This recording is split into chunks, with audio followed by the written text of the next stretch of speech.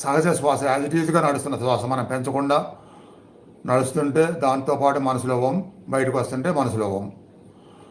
అలా ఎంతసేపు ఏకాగ్రత బాగా కుదిరేవారికి, ప్రశాంతత బాగా వచ్చేవారికి.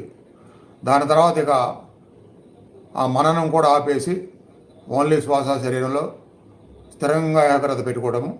ఆ స్థిరంలోనే మీకు ధ్యానం యొక్క డెప్త్, ధ్యానంలో ఉండే స్టేజెస్ వాడంతనే అవి పెరిగిపోతాయి.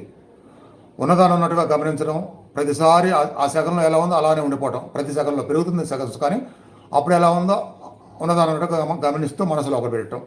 ఇది చాలు, ధ్యానంలో ఉండే హైయర్ స్టేజెస్ అవే పెరుగుతూ వెళ్ళిపోతాయి ఈ ప్రక్రియతో. అలా 5 times లాంగ్ బ్రీత్లో ఓంకారం ఇన్హేల్లో కానీ ఎక్స్హేల్లో కానీ, తర్వాత నడుస్తున్న కంప్లీట్ సహజ శ్వాసలో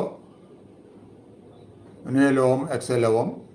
ఆ తర్వాత మీకు తెలియకుండానే ఏకాగ్రత కుదిరి